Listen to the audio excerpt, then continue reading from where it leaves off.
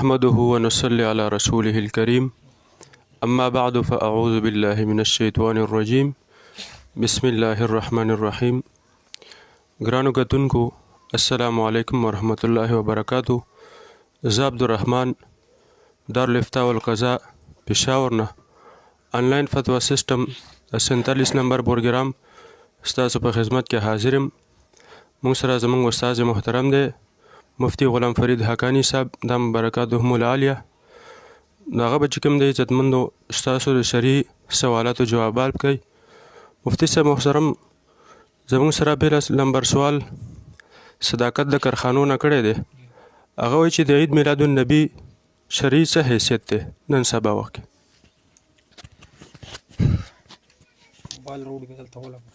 بسم الله الرحمن الرحيم. رب اشرح لي صدري ويسر لي امري واحلل عقدة من لساني يفقهوا قولي.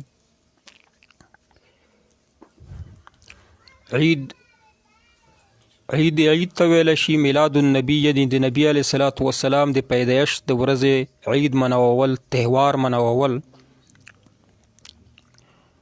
په دې باندې زمونږ پیج کې مستقله یوه ویډیو مشته ده، که تاسو په هغې باندې غور وکړئ، فکر وکړئ. هغې کې مونږ د عید میلاد النبي مناوونکو خلکو نه څو سوالونه کړي دي. اول دا چې عید میلاد النبي مناول دې کې ثواب دی او که ګناه، جواب خامخا ستاسو دا دی چې دې کې ثواب دی. نو ثواب دپاره بیا دلیل پکار دی، او دا چې نبی علیه الصلاۃ والسلام د دې ثواب نه خبر او که نه، که نبی علیه السلام ته پته وه چې دې کې ثواب دی، نو نبی علیه السلام ولې د دې حکم نه دی کړی؟ صحابه کرامو ولې د دې حکم نه دی کړی؟ تابعینو ولې د دې حکم نه دی کړی؟ عید میلاد النبي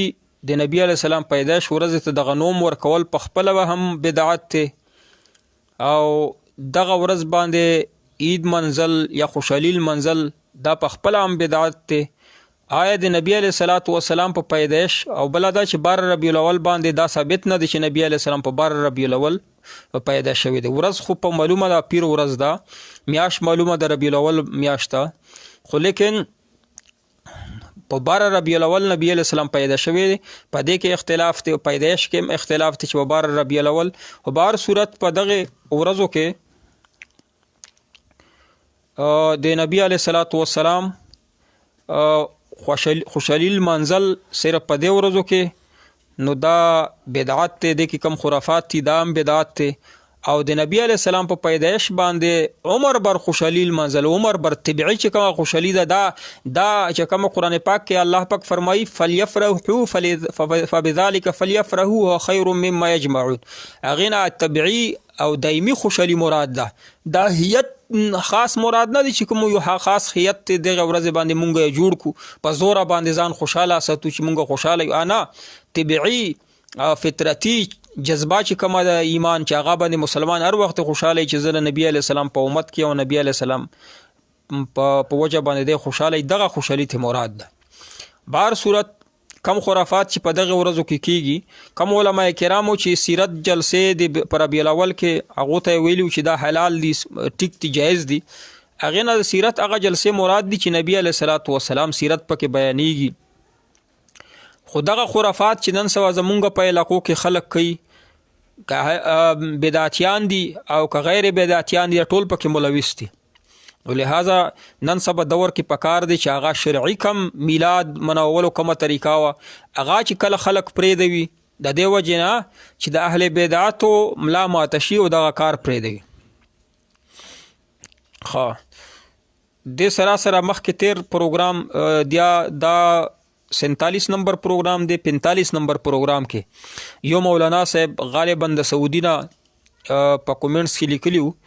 وایي ستاسو وایي چې څوک عمرې په نیت باندې نه، بغیر د عمرې د نیت نه راشي مکې ته بغیر د احرام نه، نو په هغه باندې دم دی. وایي ستاسو دا مسله غلطه ده. جواب دا دی چې د احنافو مسلک دا دی. البته درې امامان نوره وایي چې که د عمرې نیت ته کړی او بغیر د احرام نه مکې ته راغلی، نو تا باندې دم واجبېږي. امام ابو حنیفه رحمت الله وایي که عمرې نیت ته کړی او که حج نیت ته کړی او که د بل حاجت نیت ته کړی، چې په هر نیت باندې راغلی مکې ته بغیر احرام نه داخل شوی، نو تا باندې دم دی. دم نه بچ کولو باره طریقه دا دی چې میقات ته واپس راشه غزه نه احرام وتړه او بیا عمره ادا که. انوار الحق زاهدی صاحب کفري هیوادونو ته د چکر لپاره تلل څه حکم لري؟ الله پاک قرآن کې فرمایي قل سیروا فی الارض فانظروا کیف کان. قل سیروا فی الارض وای تاسو ځمکه کې ګرځئ. ځمکه که کفري هیوادونه دي او مسلمانانو هیوادونه دي دې ته عبرت دپاره تلل یا تفریح دپاره تلل. په اسلام کې تفریح منع نه دی او عبرت دپاره او تاریخ دپاره زده کړې دپاره بهر ملکونو دپاره مزدورۍ دپاره چکر دپاره به هر حال کې تللی شي د الله پاک ځمکه ده او ان ارضی واسعه فتهاجروا فیها نو ټول ځمکې د الله پاک دي نو بهر ملکونو ته چکر دپاره تلل روا دي جایز دي. البته ثواب په دې کې دی چې خلک د مکې ته او مدینې ته عمرې دپاره لاړ شي ښکلي ښکلي زیارتونه وکړي په دې کې ثواب دی خو البته جواز د نورو هیوادونو ته تک کې ثواب شته. سعید الله مدنی صاحب وایي چې مفتی صاحبه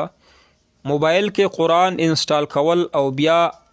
ان انسټال کول د دې څه حکم؟ قرآن پاک انسټال کول هم جایز دي او بیا چې ان انسټال کې ختم یې کې هم جایز دي. تا دپاره په دې کې جواز شته. دغه سیزونه د موبایل شو نور آلات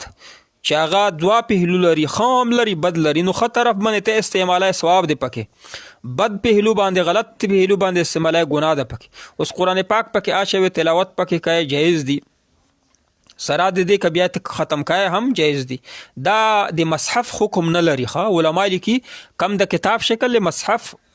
حکم نه لري. اوس په موبایل کې قرآن پاک انسټال لی بغیر اودس موبایل راخیستلی شي. البته چې کله ته کلاو کې پې نو هغه کم الفاظ دي په هغې باندې ګوتې نه شي که خو دا بغیر اودس نه. نوره د مصحف چې د کتاب شکل چې کم دی دا کم حکم دی دا حکم په موبایل کې د قرآن پاک نه دی. امداد خان وعلیکم السلام اللہ دے تاسو اجر در کی. ہدایت جان صاحب میں نے سوال کیا ان باکس میں جواب کیوں نہیں دیتے مفتی صاحب؟ ہدایت جان سوالات شاید کا ان باکس کې تاسو نو لیکلی نه د ان باکس چې که تاسو لږ بیا ذکر وکړئ ما به انشاءالله لیدلی. هدایت جان صاحب لږ شانته اشاره راکړئ ان باکس نه ځکه زمونږ واتساپ والا سوالونه لیکلي دي پراته دي نو مونږ سره وخت نه ته لږ شانته مونږ ته اشاره راکړه جواب درکو. او مومن ماهر وایي چې عمران چې پرون سیکانو لار کولاو کړه او په سر یې د هغو کپړه تړلې وه دې باره کې صحیح یقینا لاره کولولو کې ګناه نشته معاهدې کولو خو ګناه نشته. البته هغه کپړه تړل دا د دوی مذهبي تهوار و رسم و رواج و د دوی سره مشابهت تشابه دی په دې کې نو دغه د لپاره حرامو چې کم مذهبي شعار د دوی دی د کفري کافرانو هغه لکه اوس هغه ټیکا لګي هندوان ته ټیکا ولګي هغه سر پټي او ته خپل د اسلام په نوم باندې دوی په وجه پټای نو تا د لپاره تشابه او اسلامي طریقې پګړی او ټوپۍ په سر کړی نو پکې ګناه نه. البته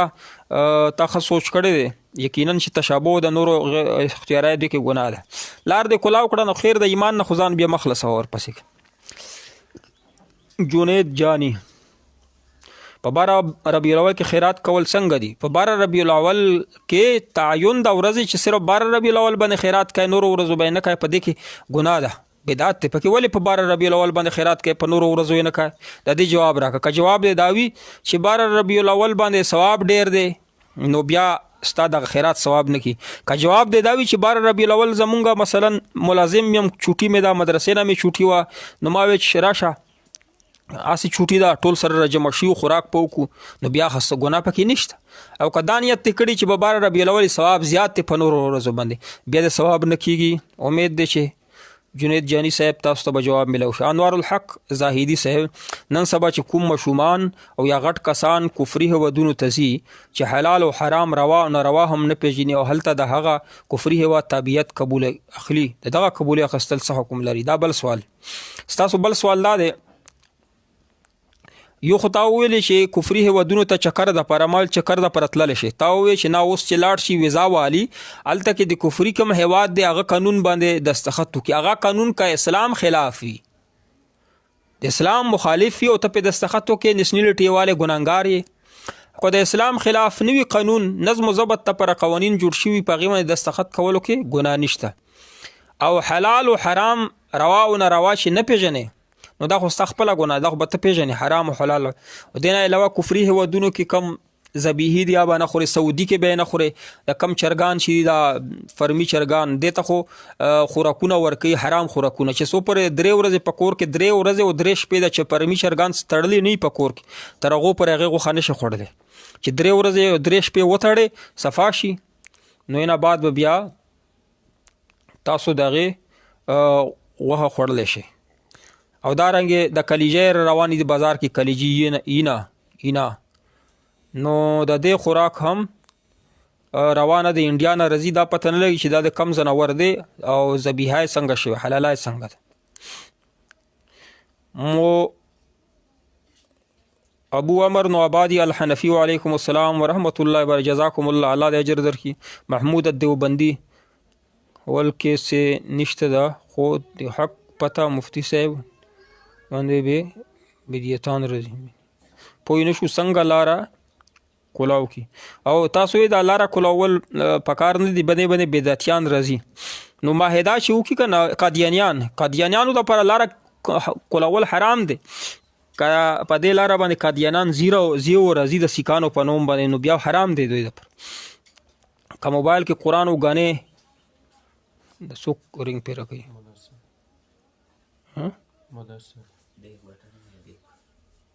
هغه یې بند کړه د موبایل څنګه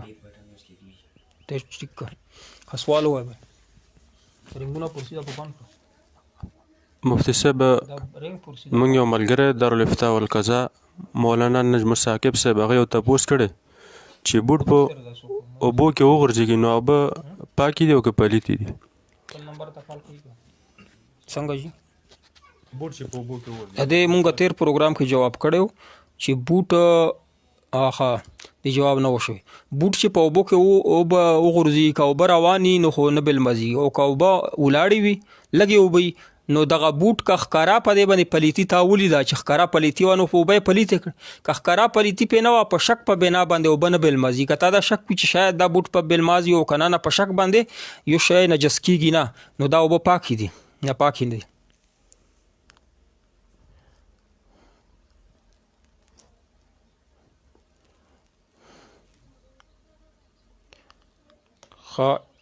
عمران ملعون چې بابری مسجد بند کړ دا څنګه دی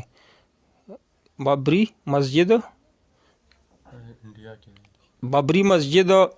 انډیا ولې هندوانو ته ورکو هغه جومات 1500 کالونو د مسلمانانو سره و نن سبا مونږ په حکمرانان داسې مسلط شوي دي چې هندوان بالکل تیاریږي نه یا د پسپر دغه سره میلاو دي کني یو حکومت کې هم نه په کشمیر باندې داسې قبضه دوی کولی شوه نه بابری مسجد دوی فیصله کوله شوه د نه مخکې های کورټ د هندوستان فیصله کړې وه چې دا تقسیم کړلی شي اوس صفا سوتره هندوان په مسلمانانو باندې راځي زمونږ حکمرانان وایي چې مونږ جنګ نه کوو صرف اواز اوچتوو حکمرانان وایي چې بس زمونږ اواز ورسېدو امریکې ته زمونږ اواز اقوام متحده ته ورسېدو هغه پنجابیانو خبره ده چې تو وت مار چې څوک یې ووایي دی وایي چې ته بیا ووایه چې بیا ووایه نو ته وایي ته بیا ووایه نو هغه زمونږ حکمرانانو زمونږ دا حالات کړي دي چې بس بابری مسجد چې وغورځېدو وایي چې بیا ته بل کار وکړه کشمیر یې ونیوی ته بیا دا بل کار وکړه نو دغه مسله غلطه دی مفتی صاحب سردار محمد د اصحاب بابا نه هغه تپوس کړی دی چې یو سړی د هغه خپل طرفه نفلي صدقه ورکوي او د هغه په مور او پلار باندې قرض معین یا قرض غیر معین یا کفاره پاتې وي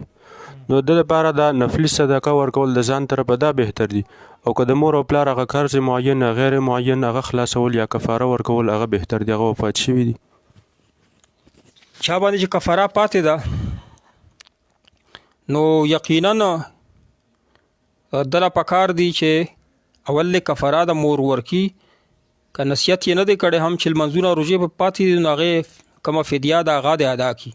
نفلي صدقې نه بهتره دا ده چې اول فدیه ادا کړي چې کله فدیه ادا کړله نو بیا د هغې نه پس داسې کار وکړي چې بیا د صدقې نور نفلي صدقې کوي. صدام ارمانی وایي مفتی صاحب 2 تولې سره او داسې 10,000 روپۍ وي نو زکات شته او که نه؟ چې 2 تولې سره وي او 10,000 روپۍ وي نو د دپاره پکار دي زم بالاجزا باندې فتوا ده نو د دپاره لږ زیاتې پیسې پکار دي. په دې باندې زکات به هر صورت نشته. پرویز خان سواتی وعلیکم السلام ورحمت الله. سید نواب تکال الله پاک ته ټولې مسلې حل کا دعا فرمایش کړي ټولې دعا کوو الله ټولې مسلې حل کړي. نگار احمد صاحب فرمی چکن خوړل حلال دي او کنه؟ فرمی چکن خوړل ما درته ووایي چې 3 ورځې او 3 شپې چې وتړې چې غوښه یې پاکه شي خوړلی شي نو فورا چې کله پنجرې نه راوباسي حلاله کي بیا وخورو دا جایز نه دي، مکروه دي، ځکه چې د دې غوښه ته دوی چې کم خوراک ورکوي دا خوراک چې دی حرام دی. نو حرام خوراک چې کوي کله چرګان نو 3 فقه مسله ده چې 3 شپې او 3 ورځې به وتړي چې پاکه شي هغې نه بعد به بیا خوري. د فرمي چرګانو له په کار دي چې 3 ورځې 3 شپې کور کې تړي بیا نه بعد یې خوره، هغې نه مخکې مه خوره. محبوب الله صاحب که موبایل کې ګانې وي او قرآن مجید دواړه ساتې ګناه پکې شته او قرآن پاک شي پکې ګانې پکې دا مصحف په شکل کې نه دی لکه یو لمری ده په هغې کې قرآن پاک د کتاب په شکل کې پروت دی او بل طرف ته پکې ګانې کیسټې پرتې دا خو جایز نه دي. خو په موبایل کې خپل ځایونه دي دې کې ښودلی شي انسټال کولی شي، ګناه په دې کې نشته. خو به هر صورت چې کم موبایل قرآن د پر استعمال شي نو هغه ګانو د پر استعمالای نو دغه ګناه ده بیا نو دا بې ادبي ده. چې کومه آله دا خو آله ده که نه که یو لوډ سپیکر د ګانې پې خلک وایي نو ته بې په اذانونه کوې ګانې پې کوې داسې موبایل له چې هغې باندې ته ګانې هم اورې او تلاوت پې اوره ګانې پې مه اوره دې نه ځان بچ که. او احمد سعید نوري صاحب وایي تاسو صرف عید میلاد النبي صلی الله علیه وسلم باندې رد کوئ، باید تاسو مسلمانانو ته صحیح طریقه وښیئ بدعت نه بغیر کول څنګه دي. احمد سعید صاحب عید میلاد النبی د سره بنیاد نشته، عید میلاد النبی د نوم ته اخوا کا او 12 ربیع الاول ورځ باندې نبی علیه السلام پیدا شوی نه دی، 12 ربیع الاول ته اخوا کا، عید میلاد النبی ته اخوا کا. نو سیرت جلسې پاتې شوې نو سیرت جلسې ټول کال کې کوه، پر ربیع الاول کې هم کوه، پر ربیع الثانی کې هم کوه. عید میلاد النبی چې څومره جلسې دي هغه کوه، جلوسونه پکې مه کوه. خو د اسلامي طریقې باندې د متبادل ته وایي او بیان که متبادلي په 12 ربیع الاول جوړیږي نه، په 12 ربیع الاول نبی علیه السلام نه دی پیدا شوی. نمبر 1. نمبر 2 دا چې عید میلاد النبی ورته ولی وایي. عید خو په دې ورځ 2 عیدونه دي. نبی علیه الصلاة والسلام فرمیل چې یهودیان په مدینه کې 2 تهوارونه منوي. ما نبی علیه السلام وفرمیل چې تاسو الله پاک 2 بهتر تهوارونه درکړ، وړوکی اختر او لوی اختر. نو تا دریم عید پکې کم ځای نه راولي او د نبی علیه السلام په میلاد پیدایش په ورځ باندې عید مناول نو دا په خپله دغه نوم بدعت دی. نو څنګه به دې ته صحیح طریقه وخوري؟ په دغې ورځو کې په دې حالاتو کې پکار دی چې د دې شي نه ځان بچ کړي. نو چې کله کم ځای کې بدعت خوره شي نو بدعتو نه بچ کولو دپاره بیا ته مستحب امر پرېږدي. دا مسله خو استاد دا که نه شاید افریدی صاحب مفتی صاحب وقت حاضر میں جہاد فرض عین ہے. وقت حاضر کے جہاد فرض عین دی په حکومت باندې په عوامو باندې نه، حکومت باندې عمران خان باندې هغه په وزیرانو باندې یقینا د کشمیر جهاد د انډیا خلاف جهاد فرض دی. په عوامو الله فرض کیږي چې هغه حکومت ورته وایي چې راشه ستاسو ضرورت دی. افغانستان کې هم جهاد فرض عین دی،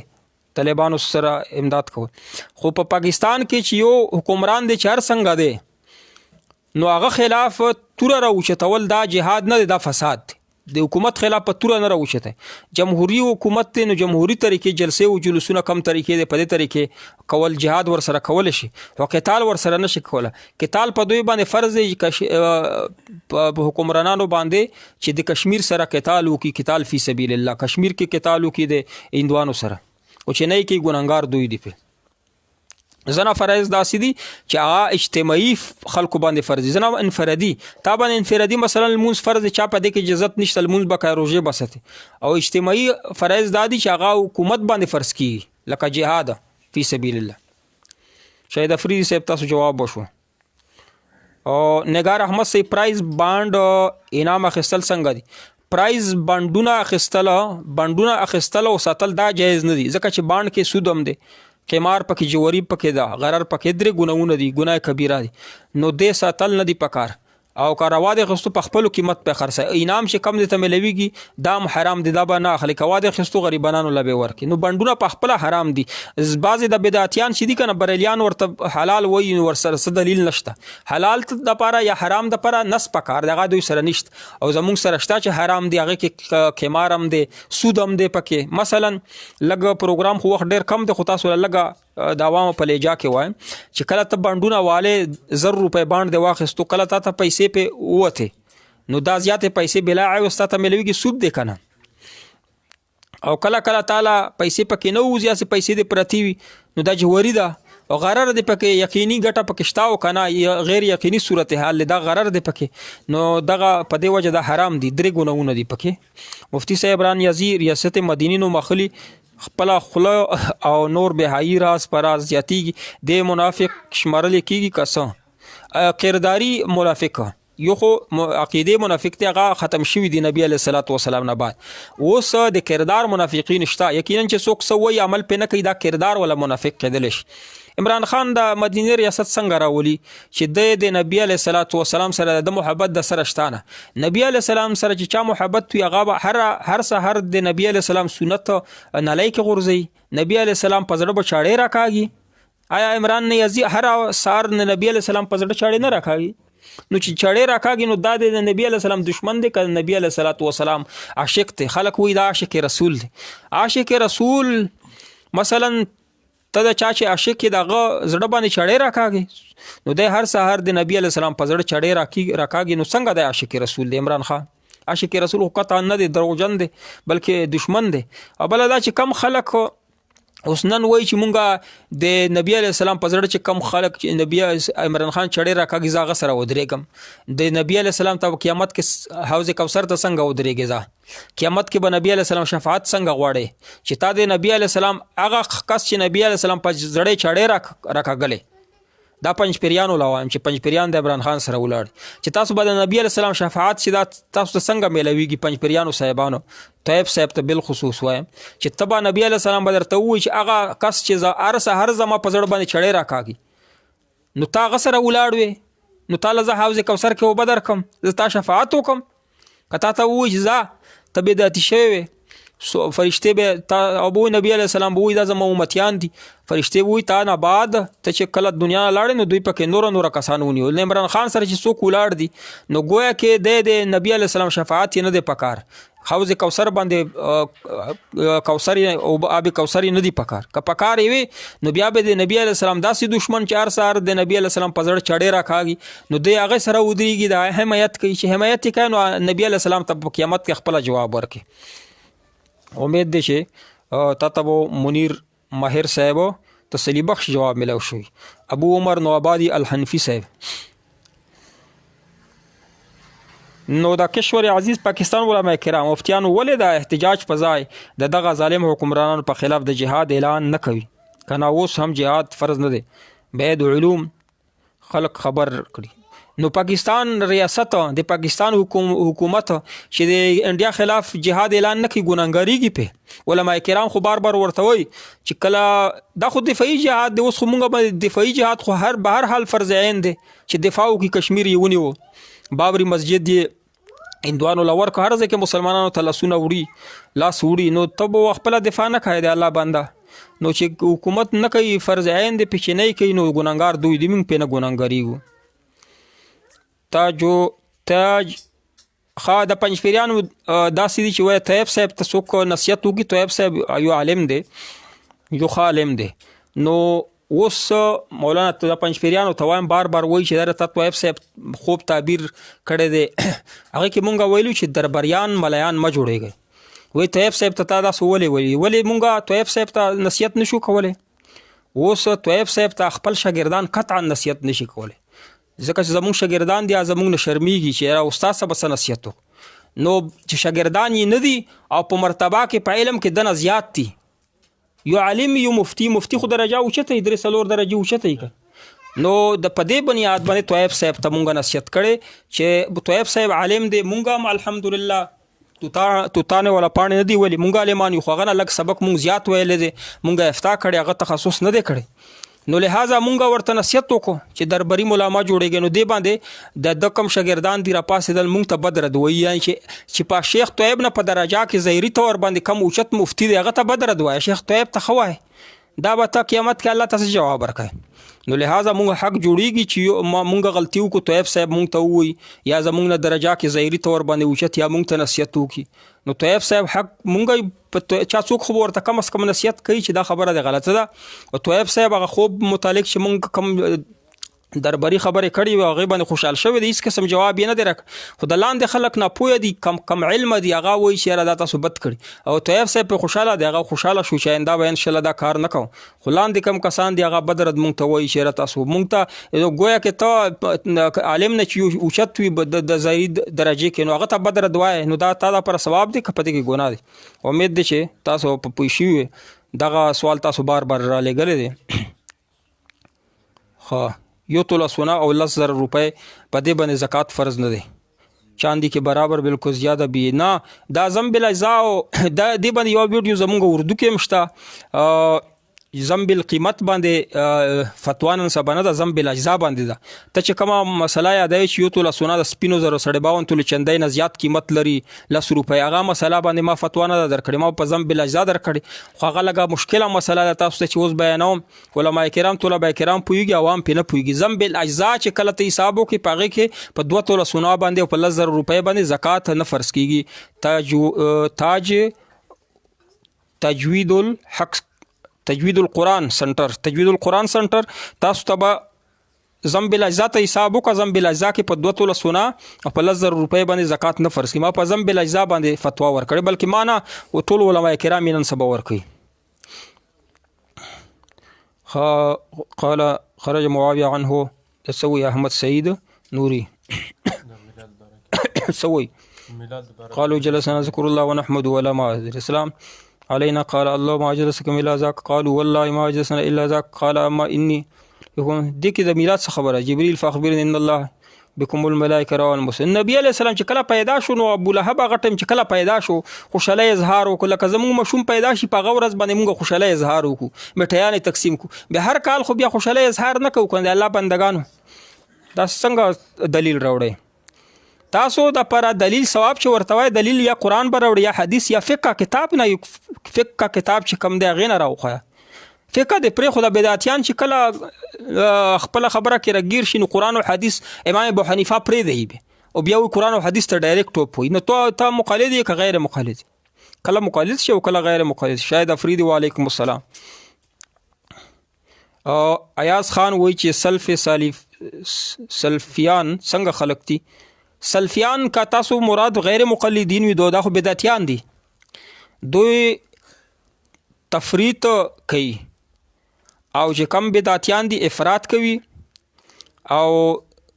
چې کم سلفیان دي غیر مقلدین دا تفریط کوي دین کې کمواله کوي لکه مثلا مثال عوام په لجا کې درک چې ټوپۍ یا پګړۍ پسرول مونږ لپاره دا ثواب دی دوی وي ټوپۍ پکې نشته نو دین کې کمی راوستو کنه په وینه باندې او 10 ماتیږي دوی چې نه پې ماتیږي تراویح 100 دي هغه اته کړی داسې کموالی کوي دین کې نو دغه بدعتیان دي او چې زیاتوالی پکې کوي لکه اوس دین کې عید میلاد النبي پکې نشته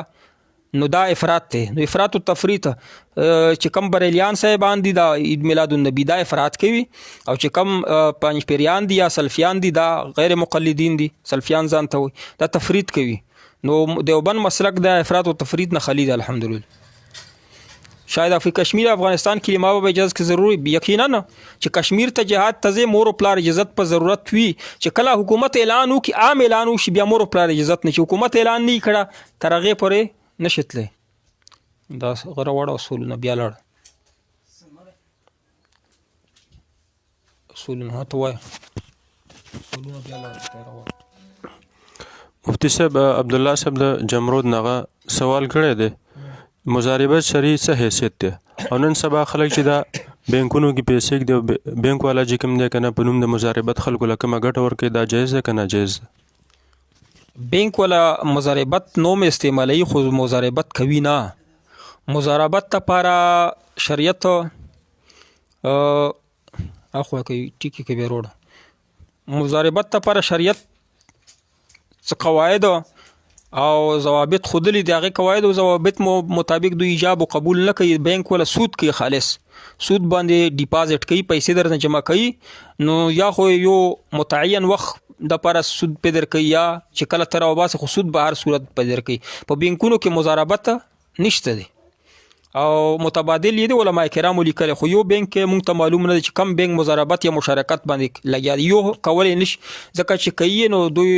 نن سبا حالات داسې دي چې سټیټ بینک سره دوی 40% چې کمې پیسې دا سټیټ بینک سره جمع کوي، نه مرکزي کوم بینک ته، او 40% سټیټ بینک سره جمع کوي، مرکزي بینک د پر هم پیسې دي، نو ټول طریقه کار غلط دی. نو لہذا د مضاربت نوم ورکړي خو مضاربت بینکونو ولا نه کوي. خو دې باندې چې تاسو اوس په اول غواړئ د پروګرام کې چې بینکونو کم طریقه ټول طریقه کار غلط دی. مضاربت چې کم دی هغه پکې اجاره چې کم وایي چې تاسو ورته وایي چې ما په اجاره باندې یا په مربحه معجله باندې گاډي راوېستو په اجاره باندې، دا ټول طریقه کار د دوی غلط دی، غیر شرعي دی، سودي نظام دی. مسعود صاحب تپوس کړی دی چې د پلار نه چې کوم میراث پاتې شي نو آیا خورګانو ته به صرف په ځمکه کې حصه ورکولی شي او که نه کم کور چې د پلار نه پاتې وي د هغه په دیوالونو او مټیریل چې کوم د دې کې مرد آبادۍ کې هم حصه ورکولی شي؟ والد صاحب چې کم کور کې ووسی که هغه کور د په خپل ژوند باندې خپلو بچو دپاره یقینا عرف دا دی چې هغه کم کور کې چې والد صاحب ووسی د هغه لوریانو دپاره نه وقف کړه، د ظاهري طور باندې ووایي یا خفیه طور باندې دا زمنو ته دی وایي دا ما زمن به په دې کې ووسی،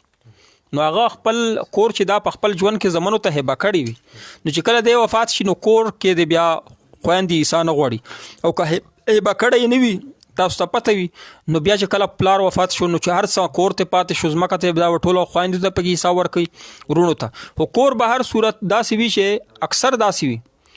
چې هغه پلار خپلو زمنو ته هبه کړي په خپل ژوند مې تاسو شو دی کې اوسئ، لوریانو ته پکې ځمکو ته حصه ورکوي او کورو هبه کړي زمنو ته، په هر صورت که هبه کړی نه نو کور هم به بیا تقسیموي، ځمکې به هم تقسیموي. بل مفتی صاحب یو ملګري تپوس کړی چې دا اودس او تیمم په کم سن هجري کې دا فرض شوی دی؟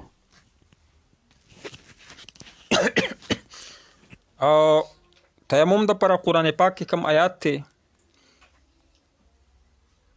اودس فتیمموا صعیدا طیبا فامسحوا، کم تاریخونه تاسو غواړئ نو موږ به میسج کې د جواب درکو تاریخ په موږ وګورو.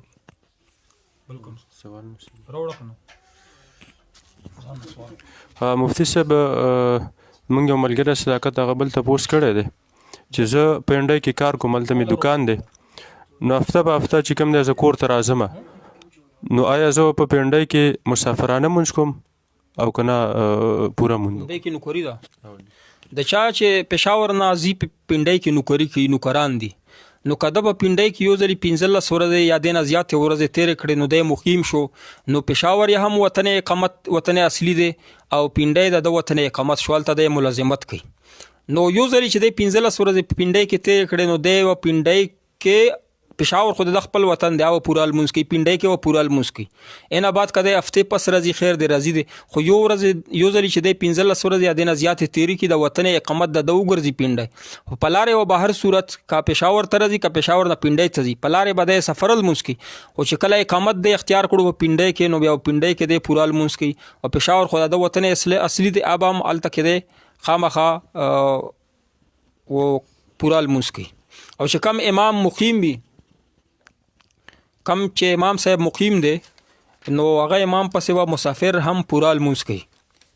یو مسله دا دی چې یو امام مسافر دی امام مسافر دی او مقیم پسې ودرېږي نو امام چې کله سلام وګرځي په 2 رکعاتو باندې نو د مقیم چې کله پاسي نو 2 رکعاتو ته په دې کې به الحمدلله نه وایي، لږ به ودرېږي قیام به وکړي او بیا به رکوع ته لاړ شي.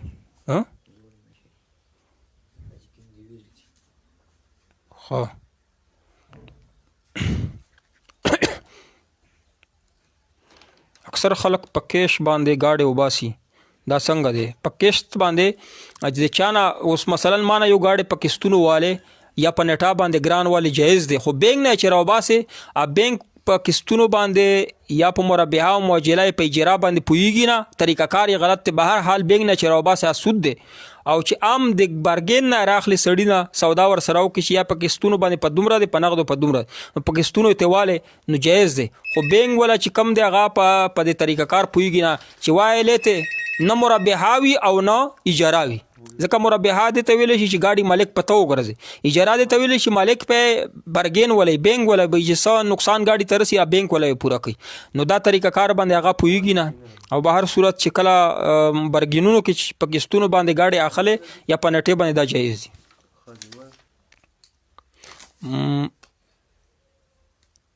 په قسط څه شی اخیستل جواب مونږ درکو. سید الله مدني هر یو شی په قسطونو باندې ګران اخیستل جایز دي، یا په نټه یا په قسطونو باندې، په نغدو باندې کم باندې او په دې ته مربحه معجله ولی پورا فقه په دې باندې بابونه دي، دا جایز دي. او ابو سلیم وایي چې اکاونټ جوړول څنګه دي، سود پکې شته او کنه. اکاونټ د ضرورت په بنا کرنٹ اکاونټ جوړول شي. یو کرنٹ اکاونټ یو سیوینګ اکاونټ ته، سیوینګ اکاونټ خو به هر صورت ګټې د پر جوړیږي، هغه خو ګناه ده، ای ضرورت نه پریوزي. او د کرنٹ اکاونټ ضرورت پریوزي چې تا خپل په تنخواه راخلی یا پیسې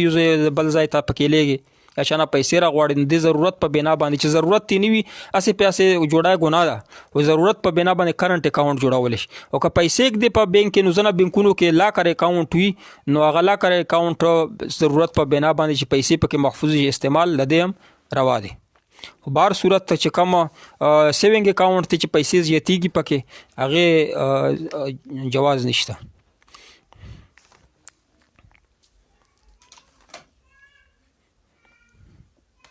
څه وایي اصول نور نه ښایي. خاجي مفتی صاحب رحمت خان د سوال کړی دی، زه په سنجي پمپ کې کار کوم، نو بعضې وخت کې خلک چې کوم دی موږ ته پیسې راکړي د خپل طرفه، نو آیا د استعمال ماته څنګه دی، دا پیسې ماته جایز دي که نه؟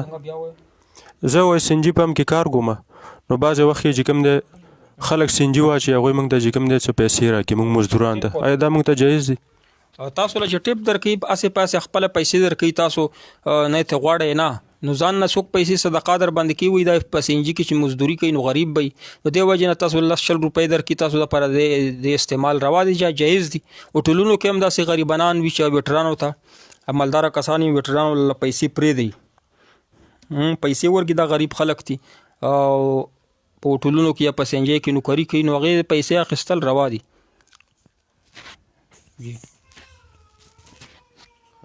مفتی صاحب بل یو ملګري تپوس کړی دی د جمرود نه، هغه وایي چې نن سبا دا کومې جرابې دي آیا په دې باندې مسح جایز ده؟ دغه جرابې چې کومې دي دې باندې مسح جایز نه ده. شرایط دا دي چې هغه جرابې به داسې وي چې هغې کې ته بغیر د څه د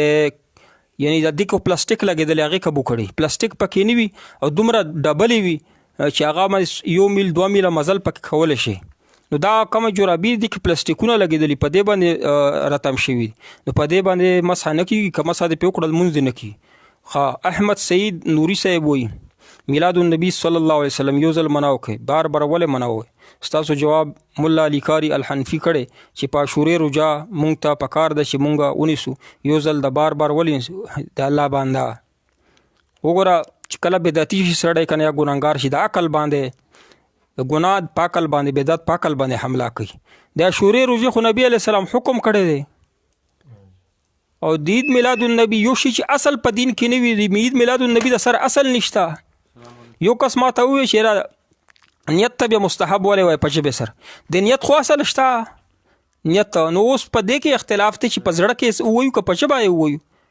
دا اختلاف دی. نو اصل خو شته، د عید میلاد النبي اصل وښیه د الله باندې. احمد سعید صاحب ولې تاسو نور چې کم فرایض شته، مستحبات شته، واجبات شته، هغه د ټول وکړه چې لاړې اوس بدعاتو باندې شروع وکړه، ټول دین باندې عمل کړی دی او عید میلاد النبي در نه پاتې دی. احمد سعید نوري صاحب نو الله پاک ته نزدېکت لپاره نبی علیه السلام نزدېکت لپاره خو تا سره پوره دین دی چې هغه قرآن او حدیث نه فقه نه ثابت دی، نو هغه باندې عمل کوه چې کله هغه باندې عمل وکړې نو نه بعد عید میلاد النبي ته وروستو راځه، یا خو تا نه هغه د الله بندګانو ګیرې مونی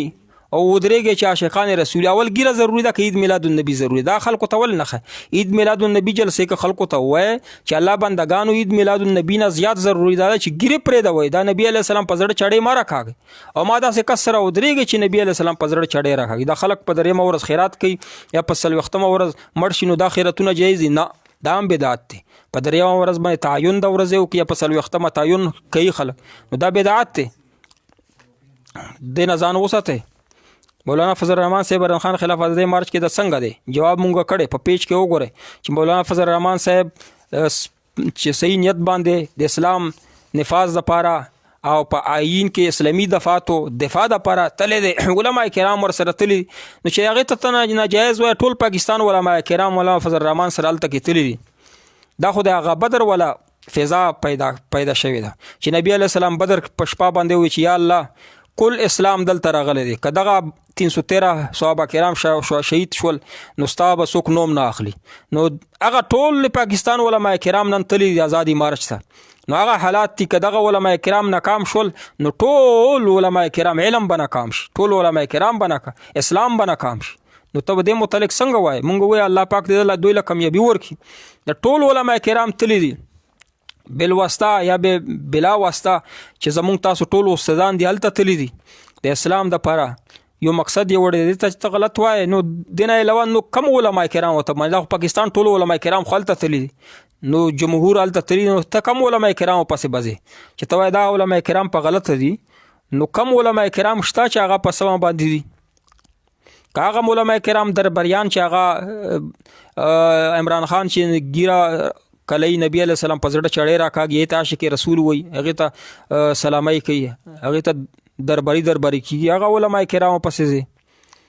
علما کرام خو هغه دي چې نبی علیہ السلام فرمایي چې افضل الجهاد کلمة الحق عند سلطان جائر یا افضل جهاد کوونکی هغه دي چې دغه جابر حکمران خلاف کلمه د حق ادا کی لکه په ازادي مارچ کې ادا کیږي لګیا دی یو غلطی عمران خان په 5 سال حکومت په صوبه سرحد کې وکړه او یو کال چې دا وفاق کې وکړه په دې کې یو غلطي نه ده کړې که یو غلطي کړې ده د دربریانو ملیانو د یو غلطۍ باندې چېرته ویلي دي یا توی پکې راځي طیب شو طاهر اشرفي شو طارق جمیل صاحب شو طارق مسعود صاحب د توی چې پکې راځي دې ملیانو چېرته یو بیان وښیي چې عمران خان ته یې ویلي چې دلته کې د غلطي کړې ده دلته کې ته په غلطه رواني غلطي ورته نه ښیي بس وی ښه روان دي ټیک دی څوک وایي چې ما په خوب کې ولیدو ما ځان ته راکږلو نو څوک څه وایي د الله بنده خو بله مسله دا وه چې ما تعبیر ځکه نه ورکړه تعبیر ځکه کولی شه الحمدلله ما تعبیر کې مکمل تجربه ده خو هغه تعبیر مونږ ځکه نه ورکوو چې کله دنه خلکو تپوس وکړو طیب مولانا چې ته ولې لاړې هلته کې استقبال ته نو هغه ټایم کې تا ته خوب یاد شو بیا هغه ټایم خلکو ته ووایي چې ما خوب لیدلی خوب دی اول ولې نه بیانه خلکو ورنه خپا شول پنجپیریان صاحبان چې طیب صاحب ته عالم سړی ته استقبال ته عمران خان ته ولې ورتلې هلته کې بیا ځای نه و راغورځېدې په دې باندې شاګردان خفا شول نو دا خبره پټولو دپاره خوب بیان کړه چې ما خو داسې خوب لیدلی زه تبکي ورکوم نو ځکه به ما تعبیر نه وکړو ما دا خوب یې ځان نه جوړ کړی په رښتیا خوب ووینه ماله مونږ جواب ورکوو دې نه مخکې په دغې ویډیو لاندې چا خوبونه لیدلي هغې ته مونږ جواب ورکړی په میسیج مو ورکړی او په دې پروګرام کې مو ورکړی الحمدلله ارمیان نوم خودل دا مجهول غوندې دی ما مونږ ته معنا پته نه لګي نو چې داسې معروف نوم وي نو هغه ده په بهر صورت که تاسو ډکشنري پسې وګورئ په مونځ کې صابر خان وي په مونځ کې د سلام جواب ورکول شته که نه مخکې پکې وو خو اوس دغه منسوخ شوي دي اوس په لمونځ کې د سلام جواب نه ورکوي لمونځ ورسره ماتیږي عرفان وایي په وهابیانو پسې لمونځ څنګه دی وهابیان تا ته مشرک وایي وهابیان چې دا پنجپیریانو ته او دیوبندیانو ته بریلیانو ته یعنی چې وهابي نه وي که حنفي وي که شافعي وي یعنی اهل سنت دنیا کې څومره مسلمانان دي چې خو وهابي نه وي نو دوی هغې ته مشرک وایي یا بدعتي وایي تا پسې لمونځ نه کوي نو دا خو تکفیري فرقه شوه خوارج شول نو لمونځ دوی پسې هم نه کېږي پلیز زما بل اجاز کې وضاحت وفرمایئ اعظم بالاجزا وضاحت تاسو به په د یوټیوب کې نه زمونږ په دې کې یو غشته ده په پیج کې تجوید القرآن زمونږ نمبر والا ته به زه بیا زم بالاجزا تشریح وکم او پروګرام کې نشه کولی نه عوام په دې پوهېږي نه. لنډه دا خبره چې زم بالاجزا تناسب د سپینو زرو سرو زرو چې دا وتولې ده نو مونږ ویلي چې هغه په دې باندې هغه پیج وګوره یا ماته فون وکړه انشاءالله بیا به دې پوه کړو. تاج وزیر صاحب موبایل نمبر به ستاسو له درکم خو مازدیګر نه مخامه پورې ماته کال کوئ چې مسایل دي دې نه مخکې ماته کال نه کوئ. نمبر ولیکه تجوید القرآن صاحب تاسو زما نمبر ولیکه مازدیګر نه مخامه راسي به ماته کال کوئ دې نه مخکې ما ورته ما کوه مونږ خپل هم درس و تدریس کوو دنیا کارونه مو حکمت کار ورسره کوو نو لہذا نمبر درکوم خو تاسو کال ماته کوئ نو مازدیګر مخام منځ کې راته کوئ 0302 یعنی 0302 0302 بیا نه بعد 5938 608 0302 59 38 608. الله پاک ته تعالی هم جنت در کې اختیار الحسن صاحب الله دې مونږ ټول په جنت کې یو ځای کړي. تا مونږ ته ډېره خوږه دعا وکړه. ابو عمر نو آبادی حنفی په مفتی مونږ شکه یو کلیپ دی ها کې بخاری باندې توهین کړي دا هغه وایي چې ما نه دی کړی بهر صورت کا کړی دی اوس انکار کوي اوس یې توبه وباسله نو چې توبه وباسي بس بیا مفکول پکار دي. قضا علی الغیب چې شوی دا مونږ فقه کتابونه دا ټول وایي چې چا خلاف هغه درته راغلی نه وي مدعا علی نه وي او مدعي نه وي او ته فیصلې کوي دا غلطه خبره ده. هغه وایي چې ما نه دی زه ټول حدیث منو اوس وایي د دې معنی چې رجوع کړي خپل اول خو ویلي دي که ویلي رجوع کړي چې رجوع کې بیا معاف کوي. صرف ارمیا څنګه دی ما ته ټلیفون وکړه زه ډکشنري وګورئ تا ته به جواب درکړي. افتخار الحسن ما ته لږه دعا وکړه چې راته مرګ د شهادت الله پاک تا ته او مونږ ټولو ته مرګ د شهادت نصیب یا الله یو ځلې مرګ خو مونږ ته هسې به مرضي خو چې مرګ راولې د شهادت مرګ مونږ ټولو ته راولې او افتخار الحسن ته یا الله د مرګ د شهادت نصیب کړي. تاج وزیر صاحب پنجپیر کې پیچھے نماز جائز ہے یا نہیں پنجپیریان تاسو له دیوبندیانو له بدعتي وایي پنجپیریان بریلیانو ته بدعتي وایي اهل حدیثو ته هم هغه وایي بدعتیان وایي چې پنجپیری نه وي نو دا هغه ټولو ته بدعتي یا مشرک وایي نو تاسو پسې دا هغه لمونځ نه کوي نو بهر صورت د تکفیر په وجه د کفر دوی ته واپس راغی نو لہذا دوی پسې په دې وجه باندې لمونځ نه کیږي.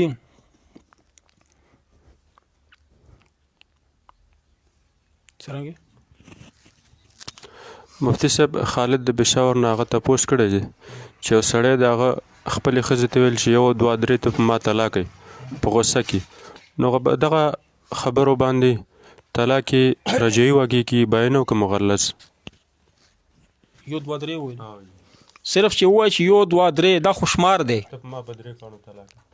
چې وایي چې یو دوه درې په تمام درې کاڼو طلاق دی دا کې صریح طلاق دی نو دا درې طلاقونه دي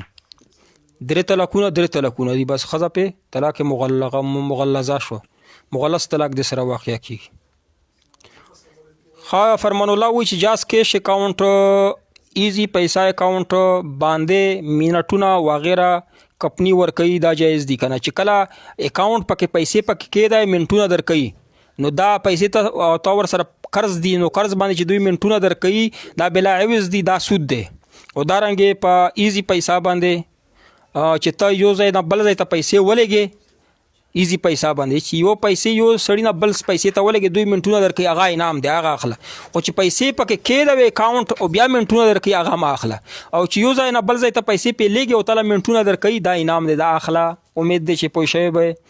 عرفان صاحب د قرات مسله څنګه ده یعنی دا قرات خلف الامام قرآن کې الله فرمایي فاذا قرات القرآن واذا قرأ القرآن فاستمعوا له وانصتوا لعلكم ترحمون. صحابه کرام ډېر وایي چې دا آیات نازل شوی دی المنځ په باره کې چې مخکې به الحمدلله خلکو ویله امام پسې نو بیا د قرآن نازل شو چې تاسو تلاوت مکوئ قرات مکوئ الحمدلله هم قرات ته امام پسې مکوئ نو بیا دا منسوخ شو نو قرات په امام پسې رستو بنه کوي په جهر المنځ کې هم او په خفي المنځ دواړو کې. ارمیا په بنی اسرائیل کې یو پیغمبر نوم دی ارمیا په بنی اسرائیل کې یو د پیغمبر نوم وي نو دا عبرانی نوم یا عربي بنوي که عربي وي هو چې وي تاسو ته تحقیق شوی دی ابو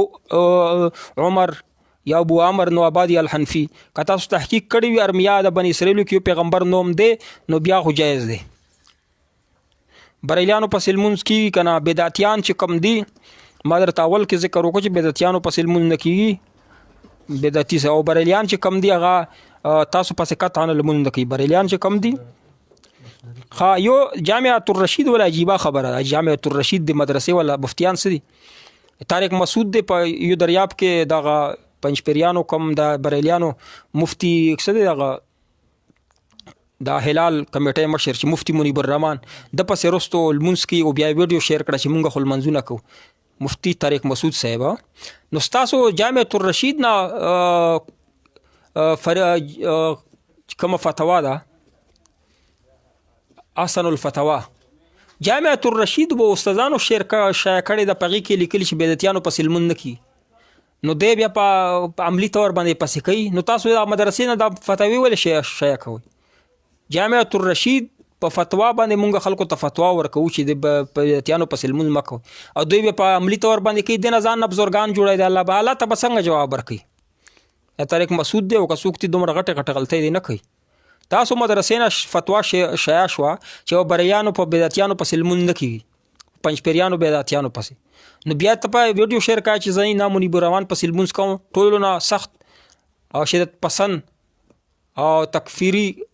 فرقې سره چې تعلق ته منیب الرحمن دی نو دا بیا ویډیو خلکو ته ښایي چې دا ګوره زه لمونځ پسې کوم نو فتوی سره به څه کوئ؟ خپل فتوا سره جامعة الرشید نه تاسو شیر کړ. نن سبا جامعة الرشید کې سم علماء کرام دي بل طرف ته روان دي. الله پاک دوی ته هدایت وکړي. مفتی رشید احمد صاحب رحمت الله علیه د الله وبخښي چې هغه لاړو نو بیا نور کسان بل طرف ته روان شو خپل فتوا باندې عمل نه کوي. مونږه دوی فتوی خلکو ته ورکو او دوی په خپل په عمل نه کوي.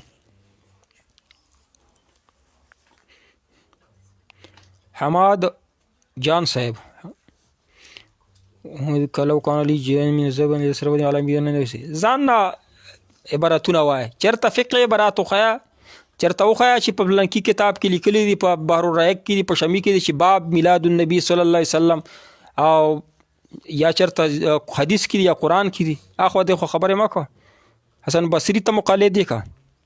حیدر علی صاحب یا محمد ویل روا دی او کن یا محمد ویل ناروا دي یا محمد خدا معنا شي چې اے محمد ایما امداد وکا د الله نه سوا امداد غوښتل شرک ته کفر دی. دوال منځونه په یو ځای کول جایز دي کنه نه. سوری چې کما صورتن چې کما جمع ده جمع کول دیته ویل شي چې ته د مسبقین المنز اخر تک ورسای چې قضا شو نه وي په اخر وخت کې وکي او جمع سوری هغه ته ویل شي او مزدیګر ولا په اول ټیم کې وکي نو خلک په وای چې کدوا دی جمع دی نه مزدیګر په اول ټیم کې او مسبقین په اخر ټیم کې جمع سوری روا ده حقيقي روانه ده احناف په مسلک. عمر دمیر صاحب وای چې مفتی صاحب نن ورځ څنګه منزل پکار دي د خیراتونو پکې نشتا خوشالۍ پکې نشتا په نن ورځ باندې صحابه کرام ډېر غمجنو. حضرت فاطمه رضی الله تعالی عنها جړل په نن سبا ورځو کې چې ما نبی علیه الصلاۃ والسلام لاړو جبرئیل امین به بیان راځي جړل به په ټول مدینه غلې کې جړاوه او تاسو په دې ورځ باندې خوشحالي لمانځي چې نبی علیه السلام دنیا نه تللی دی. نبی علیه السلام چې کوم ورځ باندې پیدا شو په هغه ورځ باندې زمونږ مشوم چې پیدا شي خوشحالي لمانځو. نبی علیه السلام چې وفات شو په هغه ورځ باندې ابو لهب خوشاله او ټول خلک خوشاله هر کال باندې ته سالګری مناوي دا خو د عیسایانو کار کوي لګیای. نن ورځ باندې خیرتونه میرتونه اسې ککای په دی وجه چې را فارغ یم مدرسې مم چوټی دا یا نوکرای می چوټی دا مشومان رجم شوی خو خوراک برابر کا په دینیت بیان کا چې په نن ورځ ثواب زیات دی کا زیات دای د ثواب نه کی. ها احمد علی وی حواله جایزه ده کنه حواله د جواز کوم صورت لري؟ ولا مختلف صورتونه دي نو کم صورت ته تپوس کې الکشن ته وضاحت وکړه. حس افتاب قدری عزیزی سے وی کوم هم بګاړ پیدا کوم زه خو قرآن او حدیث نه فقه نه شروع یم دی وی تاسو بګاړ پیدا کو هغه مسله او خو چې هغه کې موږ بګاړ پیدا کړی یا موږ قرآن او حدیث نه سوا کړی او لکه مخکې تیر پروګرام کې چاوي چې د عمره ولا مسله څوک چې د عمره په نیت باندې مدینه مکه نه تلاړ شي نو ماته یو عالم لیکلی وي دا مسله غلطه ده. بیا مې ورته دلیل وي چې احناف مسلک دا دی چې مکه ته کلاړې نه غته بیت الله شریف ته کله عمره نیت تیو کله بل نیت تیوي ملمانو سره پار نیت چې لاړې او احرام نه بغیر لاړې نو به تا باندې دم ده. سیرت النبی صلی الله علیه وسلم میلاد النبی کې څه فرق شته؟ اسمان از مکه فرق دی. سیرت النبی جلسه خو یې اوس شروع دی په اسلام آباد کې کیږي مونږ هر وخت کوو. نبی علیہ السلام سیرت بیانول په هر ورځ باندې ته سیرت النبی ویلش میلاد النبی یعنی نبی علیه السلام هغه ورځ باندې چې په 12 ربیع الاول کله پیدا دي، یو دلیل خو په 12 ربیع الاول نبی علیه السلام کله پیدا شي. دغه تاریخ چې صحابه کرامو یاد کړي دي هغه منول نه، هغه به عمل کوو. نبی علیه السلام پاک منول پکې نشته. خلک وایي چې قیامت ته لږ وخت پاتې. افطار الحسن صاحب وایي دا څنګه ده؟ یقینا صحیح وایي که نه. چې ته مړ شولې، اوس مثلا زما مثلا یو سړی دی چې 50 سال عمر دی او 10 سال بعد مړ شو، 10 سال پس مړ شو، نو دته نن سه 50 سال عمر دی، نو دته 10 سال قیامت ته پاتې. مرګ نه بعد چې کومه ورځ دا خو زر تیریږي که نه، یو ورځ د 1000 کالو برابر ده. مرګ نه بعد یعنی چې قیامت 3000 سال پس راځي، 3000 سال پس 3000 پس سال راځي هم، نو دا مطلب چې 3 ورځې پس راځي. ځکه د قیامت یا د قبر ورځ چې دا د 1000 کالو برابر، یو ورځ لکه 1000 کلونه چې تیریږي. قیامت یا په قبر کې چې تا باندې 1000 کاله تیر شي که نه، ګویا کې یوه ورځ د دې دنیا در باندې تېره شوه، هغې ورځې خو اوږدې وي که نه. نو قیامت خو ډېر زر نږدې دی چې مړ شوې، هغې نه بعد یا یوه ورځ یا 2 ورځې پس قیامت دی. سړی مړ شو نو یا یوه ورځ یا نیمه ورځ یا 2 یا 3 ورځې پس په قیامت لګي. ځکه چې هغې نه پس چې کومې ورځې دي هغه که 1000 کاله دي په ورځ باندې حسابېږي، ځکه قیامت ډېر رانږدې دی. په کوم واده کې چې ډول وي، خوراک څنګه د خوراک ورسره نه حرامېږي، خو علما کرام به هلته نه ځي چې کوم ځای کې ډولونه وویلی شي. علما کرام به نه ځي، نیک خلک به نه ځي چې ډولونه په ووایي چې دوی ته پته ولګي چې زما خوراک چې دا علما کرام نه کوي، ډمان یې کوي. که علما کرام ورغی دا ډمان راولي او علما کرام خوراک ته ورځي، نو دا بده خبره. خوراک کې جایز دی، خو ځکه به نه ورځي چې دله پته ولګي چې علما کرام نیک خلک زما خوراک نه خوري، دمانو په وجه باندې. علما کرام او طالبان به نه ورځي. یا محمد صلی الله علیه وسلم ویل کې 8 سورتونه دي. مفتی صاحب درک جواب مه ورکوه، 8 سورتونه دي پکې. یو 8 سورتونه پکې کم دي. ابو عمر نوابادي الحنفي صاحب یو سورت یې راته وښیه، مونږ خو یا محمد خلک دې د وجې نه وایي، یو خو د عشق د وجې نه چې وایي هغه په نتونو کې، او هغه سورت یې شته دی د عشق په وجه باندې، نور بل صورت یې نشته. بیا دې وجې نه یا محمد محمد صلی الله ډایرکټ زما خبره اوري، زما دعا قبولوي، دا جایز نه دي. دمار د میر سي ډېره منه مفتی صاحب. بل د خلک په محرم کې د نیاز چې ورته وایي دا کول یا خوړل څنګه دي، او که چېرته څوک په غلطۍ سره وخوري، غلطۍ سره وخوري الله به معاف کړي، په ښکاره سره دی نه خوري. د نیازونه او دغه د الله نه سوا نظر لغیر الله خوړل دا جایز نه دي، حرام دي. جی څه شته؟ دعا به وکړو. امین. الحمدلله رب العالمین والصلاة والسلام. یا الله مونږ صغیره او کبیره ګناهونه معاف کړي، قرآن او حدیث مونږ ته صحیح پوهه نصیب کړي. یا الله زمونږ علم کې په عمر کې برکت واچوي. یا الله زمونږ اوریدونکي څومره دي په عمر کې په علم کې ټولو برکت واچوي. یا الله مونږ بدعاتونه ټول په امان کړي. یا الله صحیح اسلام باندې مونږ ته یا الله تلل توفیق نصیبا کې. یا الله هر یو مسلمان وایي چې جنت ولا جوړ شه، مونږ ته د جنت ولا لاره وښایي یا الله، او یا الله مونږ په زور باندې جنت لاره باندې روان کړي. او دغه دعا وکړو یا الله چې هر قسم شرور نه مونږ په امان کې. زمونږ ملګري چې څومره دي اوریدونکي څومره دي بېروزګاره دي، یا الله حلال روزګار یې نصیب کړي. یا الله ستا خزانو کې هېڅ قسم کمۍ نشته، ټولو حلال روزګار نصیبا وګرځوي. چا محتاج یې ما کې، او چا ودونه نشته په زړه پورې ودونه ورکړي. یا الله چا ودونه شته نرینه اولاد یې نصیب کړي. کور کې د ښځې خاوند په منځ کې، وروڼو خویندې په منځ کې جنګونه ختم کړي، مینه محبت پیدا کړي، جادونه شر نه نظر د شر نه خلقو شرور نه یا الله ټول مسلمانان په امان کې. زمونږ په منځ کې مینه محبت پیدا، زمونږ ملک نه فرقوریت ختم کې، تشدد ختم کې، دا تکفیری فرقې چې دي یا الله دې ټولو ته هدایت وفرمایي. یا الله زمونږ مسلمانان چې کم ځای کې دي، زمونږ علما کرام خانقاه کې دي، یا الله مدرسو کې دي، سیاست کې دي، په تبلیغ کې دي، په کم ځای کې دي، یا الله کامیابی نصیب کړي، یا الله عزت یې نصیب کړي. یا الله څوک چې مخالفت کوي هغو ته ذلت ورکړي، هغه ناکامه کړي. او یا الله مجاهدین د افغانستان ته یا الله کامیابی نصیب کړي، کشمیر کې مسلمانانو ته کامیابی نصیب. یا الله آزادی مارچ کې ټول علما کرام تللی دي، کل اسلام چې د پاکستان نه تللی دی، گویا کې کل اسلام تللی دی. یا الله هغو ته اسلام ته کامیابی نصیب کړي، غلبه نصیب کړي. څوک چې مخالفت کوي یا الله هغو ته هدایت وکړي، کني ناکامه کړي، ذلیل او رسوا کړي. یا الله چې دومره علما کرامو څوک مخالفت کوي، یا الله دا خو تو علم اهانت کوي، یا الله د علم صفات خو تا ولدي، یا الله ته د هغو ته هدایت وکړي، کني بیا دنیا کې یا الله وشرموي. یا الله مسلمانانو ته ترقي نصیب کړي، هر ځای کې مسلمانان دي، یا الله ترقي نصیب. زمونږ دعا په خپل دربار کې قبول. یا الله زمونږ ملک اسلامي نظام نافذ و دائم کړي. یا الله زمونږ ملک اسلامي نظام نافذ و دائم کړي. یا الله زمونږ ملک اسلامي نظام نافذ و دائم کړي. وصلی الله تعالی علی خیر خلق.